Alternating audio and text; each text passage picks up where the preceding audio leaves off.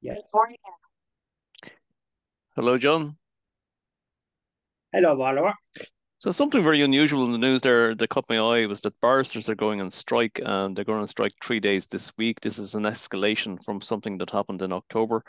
They're complaining about, they say that the financial emergency measures in the public interest in 2009, 2015 continue to apply to them, and that they got a 10% increase in January. Other than that, they would have been back at the rates of 2002 levels. So they seem to be getting a hard deal. They get a bad deal, and it's unusual to see barristers protesting. I've never seen it in Ireland before.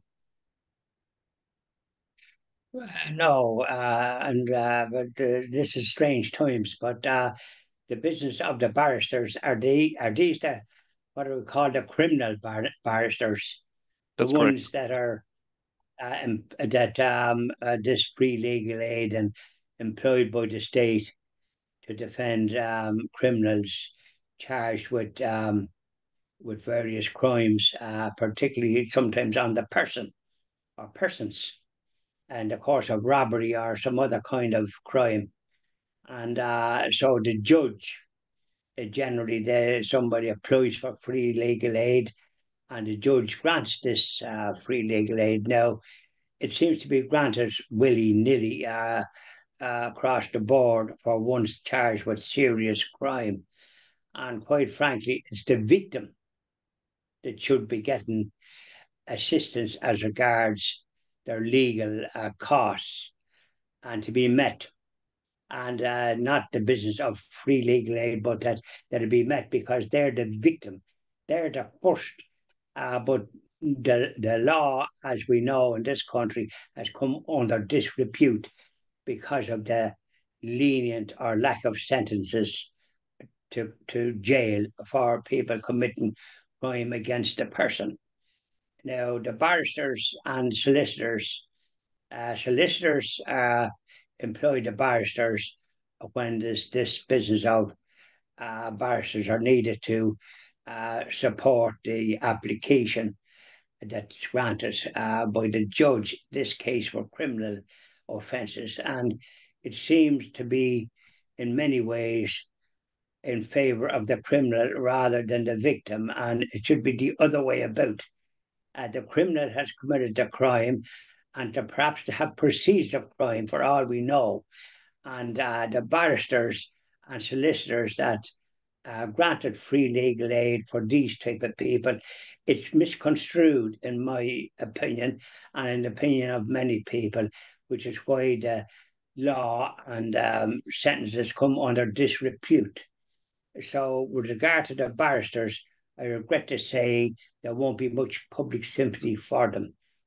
The perception is that they are well paid, and barristers, as a rule, for example, years ago there was articles in the Irish Independent about careers, and one of the careers that I remember when I was in the market for this type of thing was barristers was not recommended because many of them don't actually get any company, they don't get any experience and by way of marching up the tree. They're often dependent on giving legal advice to friends and relations and so on and so forth. And they might get an odd case for something or another, but they're not paid by the state. These ones that are paid by the state at least have a certain guaranteed income, which many of them don't. Uh, Wealthy people can afford all these business of solicitors and barristers to present their case and so on and so forth. But barristers going on strike will not have any public sympathy, in my opinion. Yeah, look, maybe they need. I think what you're calling for there basically is reforms of the legal aid bill. Basically, I mean, the legal aid bill goes back to about 1961, and it goes that far back. And it's unusual that actually that this was established in 1961, that around that time frame, because there wasn't a whole lot of crime in Ireland in compared to what's there now. And I think you really do need some reforms that it can't be willy-nilly for everybody. There's so much crime now. Sure, the government couldn't afford to pay it. There's a lot of crime now. There's far more than there was because in 1961 there was little or no crime, because part of the reason was that every Garda station, police station, in case for those that don't know what a Garda is, it's the Irish for a policeman. We always seem to do things different in some respects. But my father was a member of the Gardaí, and in his time, and there was little or no crime because there was police on the street and they knew what was going on. Dublin would always be a certain amount of crime in Dublin, more than there would be in other parts of the country, but there was a good police presence on the street. And as a matter of fact, they were even on night duty and on the street and checking business premises and so on and so forth. My father was part of that when he was stationed in Dublin before he was transferred down the country. Now, so there was in 1961, there was zilch crime. It seemed to spiral for some strange reason as time went on.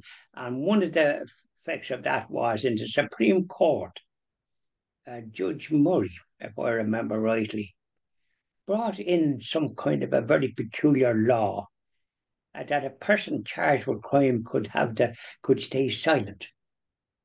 Now, it seemed to be a departure, and the powers of the Gardaí were reduced from being able to sort of question people when they seem to be living a lifestyle and yet apparently not working, and seem to have a lifestyle as if to have plenty of money. And they could question them as to where they got the money or that kind of thing. And if they didn't have an adequate explanation, they would be arrested and charged. And there wouldn't be all this free legal aid business. This was an event that occurred after this decision by the Supreme Court, which is responsible for the state of affairs that we're in now. But do they take responsibility for rectifying the problems that they made and making it so difficult for the police to be able to bring a charge practically unless they see the person committing the crime? They have to have so much watertight evidence that it's nearly difficult, and which is why, and at the same time, with all this carry on, we don't see them on the beat. People are complaining up and down the country because of that. So, with regard to barristers, that's the last thing people are remotely interested in, because of the lack of faith in the legals in the law in this country. It's come under disrepute, I'm afraid, compared to what it was when I was growing up, and even until it was about 30. This is when changes, as far as I know, come into play with this business of 1975. You won't hear the media talking about that, but yours truly has a fairly observant and good memory. And I noticed when that was done, I said to myself, this is going to become a lawless country, which it did. So there you go. I mean, I can see, look, there are, I can see, you know, reasons to have this in place. But what I see now is quite rightly what you were saying there's also an abuse of the system. There's clearly criminals in Dublin and all over Ireland that can afford their legal fees and they just abuse the system. So I think it's about looking at who has money Well, to it's pay not so and much that they abuse the system. No, no, hold on, Oliver. They don't abuse the system. It's the judges abuse the system by granting them this free legal aid when it should be for the victim. yeah, yeah. So the So whole thing is skew wise, and so most law-abiding citizens have actually no respect for what they've done, and the judges then giving free legal aid to ones that are living a lifestyle that doesn't indicate that they could well afford to even be living abroad, if you like, okay, which I many of them are. I'm going to give you a scenario, okay, and you tell me if this person should get legal aid or not. Okay. So a young man, he turns to drugs. He's 19 years old. He's starting out in his life, and he commits a crime because of drugs. And he has no real visible means of income. He's an addict. He's robbing. He's doing everything wrong. Okay, should he get legal aid, criminal legal aid, if he commits a criminal offence to buy his drugs? Hold on, just a minute. What crime would he have committed? that he needed Well, free let's legal suppose aid. he But stole. We'll make it a bit flamboyant. He stole a Mercedes, and he sold it to some car dealer, and he to get money, and he got 20, 30,000 for it.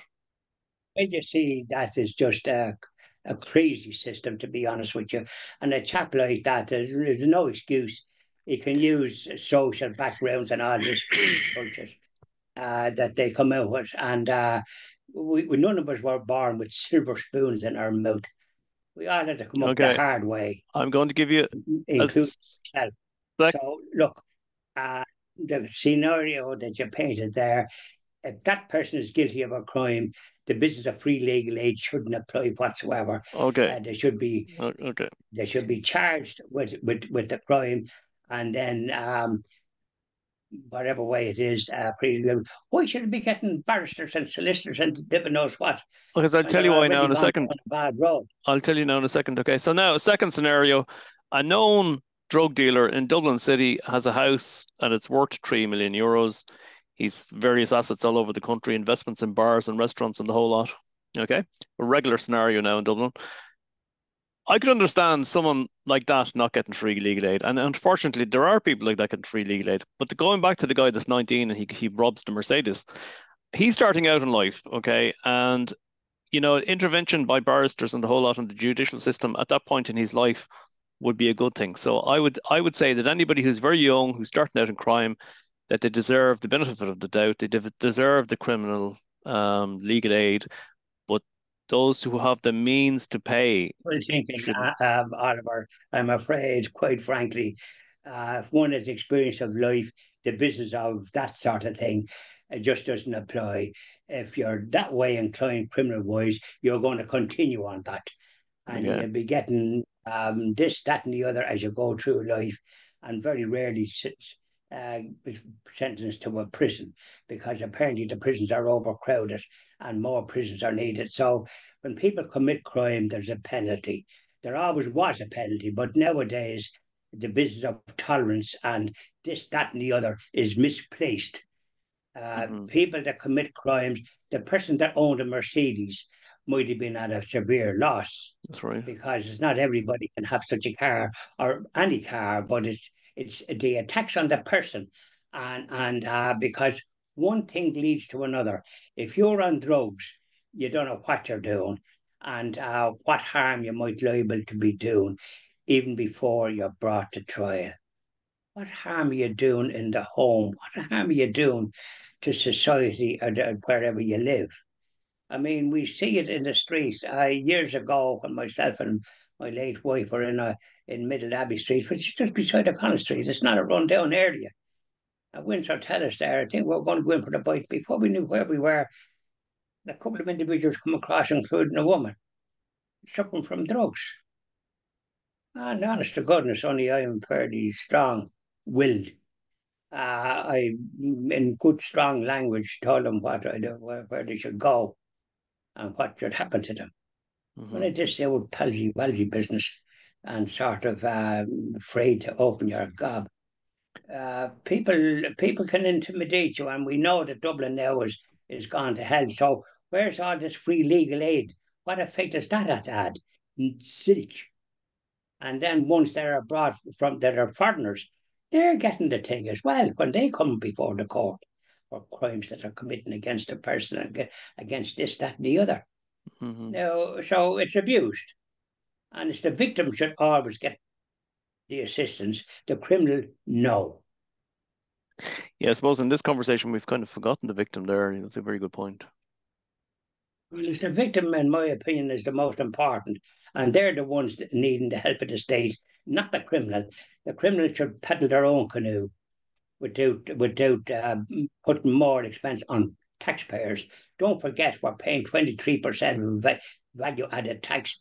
We're paying tax right, left, and centre, and they're bringing off in stealth taxes Yeah, we'll be that doing we another video on that. So listen, property tax. one great barrister we can remember actually is Padraig Pearse. I was over in St. Enda's Park, his old school there a while back. When we're going to do a video on Padraig Pearse at some stage. But yeah, there He are was a some. great man. He He was a was. great man and a great Irish man. He was actually first generation. I think his parents come from Britain, but have Irish connections, and then they settled here. And he had a good education, and was an educated and a very good lad and a poet. That something that the country could be proud about all executed by the insidious, insidious British Hmm. that wouldn't know how to respect people in a fit. They never did, and they never have in this country. So they owe a big debt.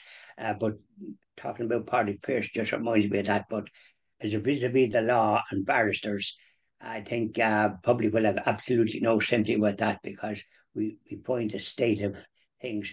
It's the victim should always get the support of the state, not the criminal. Thank you very much, John.